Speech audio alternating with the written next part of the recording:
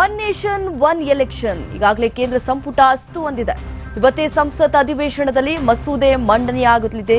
ಲೋಕಸಭೆ, ವಿಧಾನಸಭೆ, ಸ್ಥಳೀಯ ಸಂಸ್ಥೆಗಳಿಗೆ ಏಕಕಾಲದಲ್ಲಿ ಒಟ್ಟಿಗೆ ಎಲೆಕ್ಷನ್ ಮಾಡುವುದಕ್ಕಂತ ಹೇಳಿ ನಿನ್ನೆ ನಡೆದಂತಹ ಮೋದಿ ನೇತೃತ್ವದ ಸಂಪುಟದಲ್ಲಿ ಗ್ರೀನ್ ಸಿಗ್ನಲ್ ಸಿಕ್ಕಿದೆ.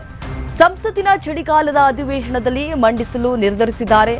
ಇದನ್ನು ಜಂಟಿ ಸದನ ಸಮಿತಿಗೆ ಕಳಿಸಿ ಒಪ್ಪಿಗೆ ಪಡೆಯಲು ಈಗ ಚಿಂತನೆಯನ್ನ ನಡೆಸ್ತಾ ಇದ್ದಾರೆ. ಎಲ್ಲಾ ಪಕ್ಷಗಳ ಸಹಮತಿ ಪಡೆದೇ ಜಾರಿಗೆ ಸಂಪುಟದಲ್ಲಿ ನಿರ್ಧರಿಸಲಾಗುತ್ತೆ. ವಿಧಾನಸಭೆಗಳ ಸ್ಪೀಕರ್ಗಳು, ಜನಪ್ರತಿನಿಧಿಗಳು, ಬುದ್ಧಿಜೀವಿಗಳು, ತಜ್ಞರ ಅಭಿಪ್ರಾಯವನ್ನ ಆಲಿಸಿ ಆನಂತರ ಜಾರಿಗೆ ನಿರ್ಧಾರ ಮಾಡಲಾಗುತ್ತೆ.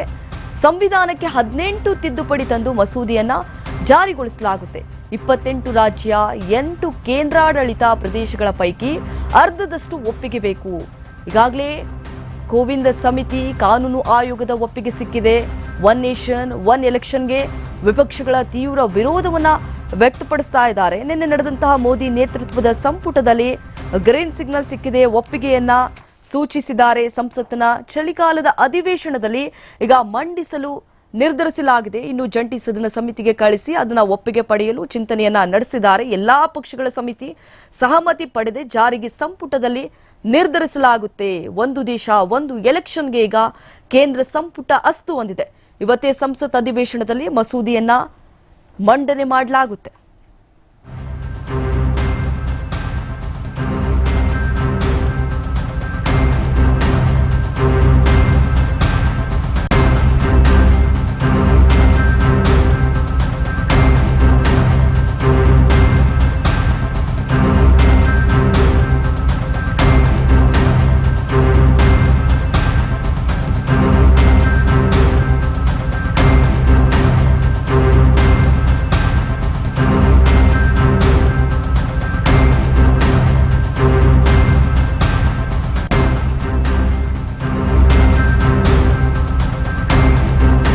ಸಂವಿಧಾನಕ್ಕೆ 18 ತಿದ್ದುಪಡಿ ತಂದು ಮಸೂದೆಯನ್ನ ಜಾರಿ ಮಾಡಲಾಗುತ್ತೆ.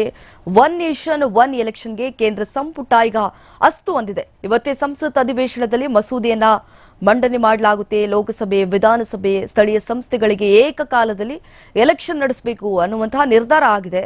ನಿನ್ನೆ ನಡೆದಂತಹ ಮೋದಿ ನೇತೃತ್ವದ ಸಂಪುಟದಲ್ಲಿ ಒಪ್ಪಿಗೆಯನ್ನ ಸೂಚಿಸಲಾಗಿದೆ.